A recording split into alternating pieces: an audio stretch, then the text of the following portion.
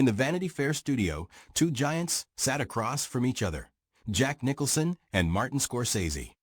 On the table between them stood a bottle of whiskey, purely for ambience, and glasses of water glinting in the light. "Gentlemen, this is a true event," began the host, Edward. "Jack, America has changed since The Shining. Could you play Jack Torrance today, when society is so sensitive to psychological themes?" "Jack Torrance?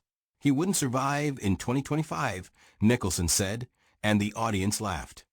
They'd cancel him after the first scene. "But you know, Edward, people still want to see the truth, raw, unfiltered. They're just afraid to call it that now." Edward turned to Scorsese, who sat in a sharp suit, hands resting on the armrests.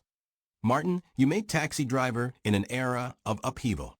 Today, the country is divided again, political protests, debates over free speech. Is it possible to make a film like that now?" Scorsese nodded, his gaze thoughtful. "Possible, but tough," he replied. "Back then, we showed the despair of a man who felt lost. Today, studios want flawless heroes, but I believe in stories about people who break but search for meaning. Politics? It's just the backdrop. The soul is what matters." The audience applauded. "Jack, you and Martin created The Departed, a film about trust and betrayal. Do you think modern cinema has lost that depth?" Nicholson shrugged, his smile turning ironic. "The depth's there, but it's buried under special effects. Martin knows how to tell stories, but," he turned to Scorsese, "be honest, your recent films are more for critics than for the people in the seats, right?" Scorsese froze, his eyes narrowing. "Jack, that's unfair," he said, his voice steady but tense. "I make what I believe in, and you think your recent roles were so vibrant? You were just playing yourself." The room fell silent. "Martin, this isn't about insults," Nicholson said. "It's about how we both started for the people, not for awards or lectures. Where's the Scorsese who made Raging Bull?"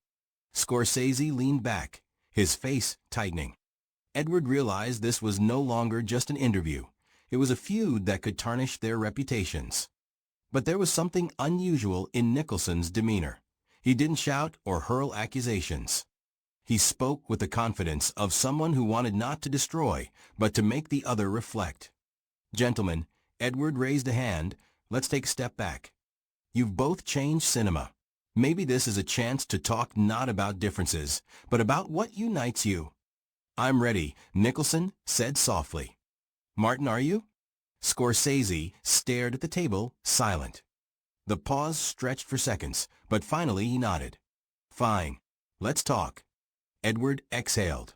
The interview was hanging by a thread, but he sensed this conversation could become something more, not just a spat, but a dialogue that would make not only them, but everyone watching think. The studio waited for what would come next. Before we find out what happened next, subscribe to the channel and let us know how you think this interview will end. Now let's continue. "All right, gentlemen," Edward said, his voice calm but authoritative. "Let's talk about what brought you together. The Departed isn't just a film. It's a cultural phenomenon. How did you find common ground on set?" Nicholson leaned back, his fingers lightly tapping the armrest. He glanced at Scorsese, his smile faintly mocking. "Common ground? Martin was like a general," he said, and the audience chuckled softly. "He'd hand me the script and say, 'Jack, do it your way.' And I did. But," he paused, "sometimes it felt like you wanted me to be not myself, but one of your imagined characters."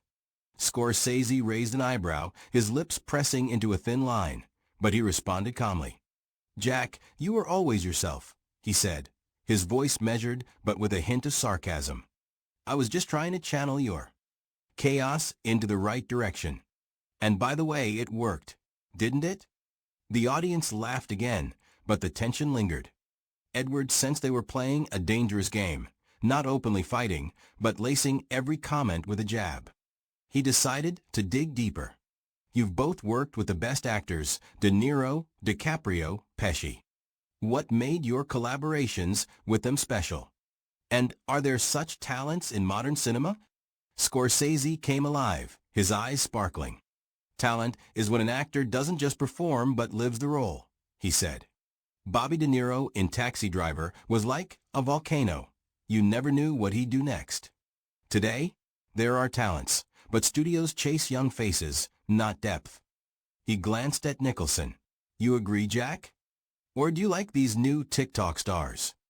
Nicholson laughed, but his laugh had an edge.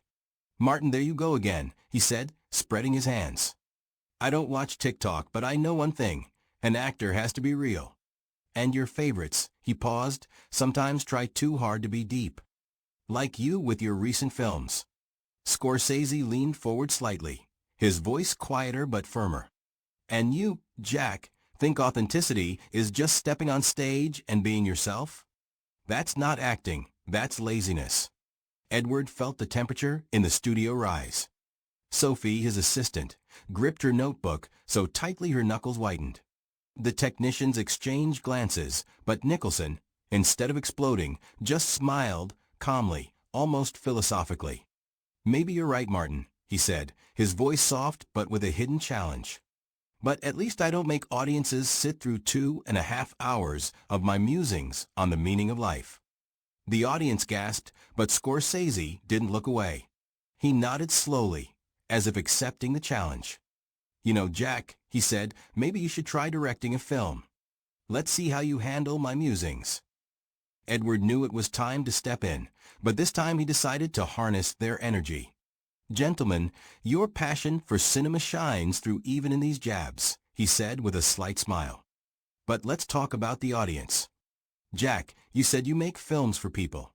Martin, you talk about the soul. What do you think modern America wants from cinema? And can it unite a country so divided? Nicholson leaned back, his smile softening. People want truth, he said. Doesn't matter if they're laughing or crying. But truth isn't lectures, Martin. It's stories that hit you in the gut. Scorsese nodded, but his eyes still burned. And I believe truth is when you make people think, he said. If they're not ready, that's their problem, not mine. But Jack, you're right about one thing. We both want to reach people. Just in different ways. Edward sensed a fleeting moment of common ground, but the tension remained. Their words were like a dance on a knife's edge, each move calculated, but ready to tip into conflict. He glanced at the clock. The interview had been going for half an hour, with another half to go. The audience waited, and Sophie whispered in his ear, Edward, they'll either make peace or burn the studio down. Edward nodded, hiding a smile. He knew Nicholson and Scorsese weren't just old friends, but people who could change each other if they chose to. The question was whether they'd listen. All right, he said, let's raise the stakes. Jack, Martin, imagine you're making a new film together. What's it about? And how do you navigate your creative differences? Nicholson and Scorsese locked eyes. Their gazes mixed challenge, respect, and something akin to old friendship. The studio held its breath, waiting for their answer. A film? Nicholson said, glancing at Scorsese. I'd make a story about an old wolf who refuses to retire. A man fighting a world that doesn't get him. And Martin, I'd star in it.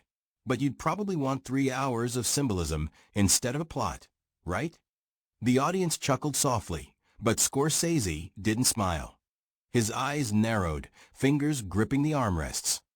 Jack, you always oversimplify, he replied, his voice even, but with a metallic edge. I'd make a story about two friends who lost touch because of pride. About how they try to reclaim the past, but can't. And by the way, I wouldn't give you the lead. You'd steal the whole thing. The audience's laughter turned nervous. Edward felt sweat on his temples. They were teetering on the edge again, trading barbs, but this time their words carried something deeper, not just anger but pain.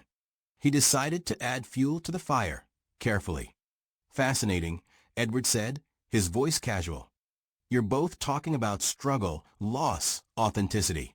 But how would you work together? Jack, how would you convince Martin to give you freedom? Martin, how would you get Jack to follow your vision? Scorsese spoke first, his words clear but laced with a subtle challenge. I'd tell Jack, you're a genius, but you're not alone in the frame. I don't need your freedom if it wrecks the story." He looked at Nicholson. "You remember how we argued on The Departed? I won, and the film got an Oscar." Nicholson laughed, but his laugh had a cold edge. "Oh, Martin's still bragging about that Oscar?" he said, spreading his hands. "I wasn't arguing. I was giving you ideas. And you know what? Audiences loved my Frank Costello, not your long shots. Maybe you should listen to me more." The audience gasped. Sophie covered her mouth, and the technicians exchanged looks, bracing for an explosion. Edward sensed the interview was nearing a point of no return. But Nicholson, instead of erupting, leaned forward, his voice dropping to an almost intimate tone. "Martin," he said, "I don't want to fight. But you've forgotten why we loved movies.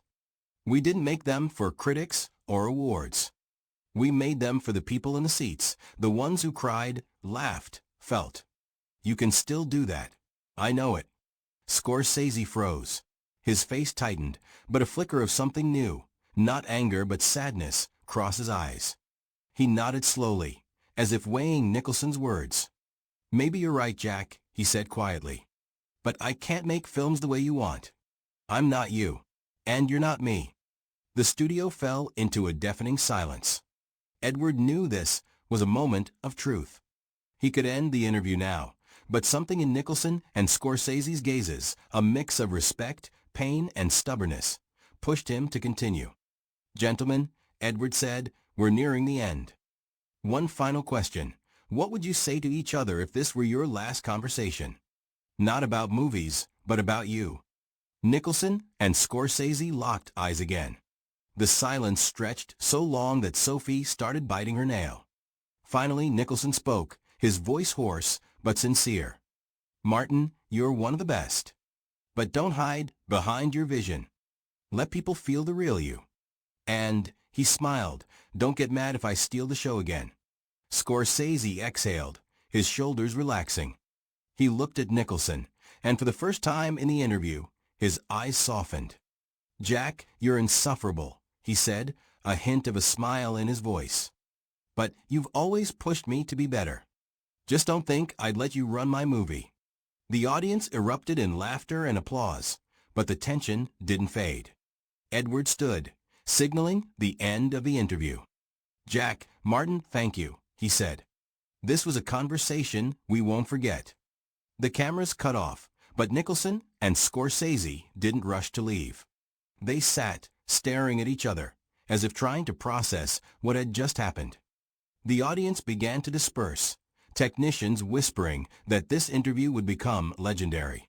Sophie approached Edward, her eyes shining. "Edward, that was incredible," she said. "But what now? Did they make up or not?" Edward glanced at Nicholson and Scorsese, who finally stood and shared a brief handshake. Neither smiled, but their movements carried something new, not reconciliation, but mutual respect. "I don't know, Sophie," Edward said quietly. But they started talking, and that's something. As Nicholson and Scorsese left the studio, the streets of Los Angeles buzzed with evening life. Neither spoke, but each knew their conversation wasn't over. It had only begun, and maybe one day they'd create something together again, or remain forever apart, but with the understanding that their voices still echoed.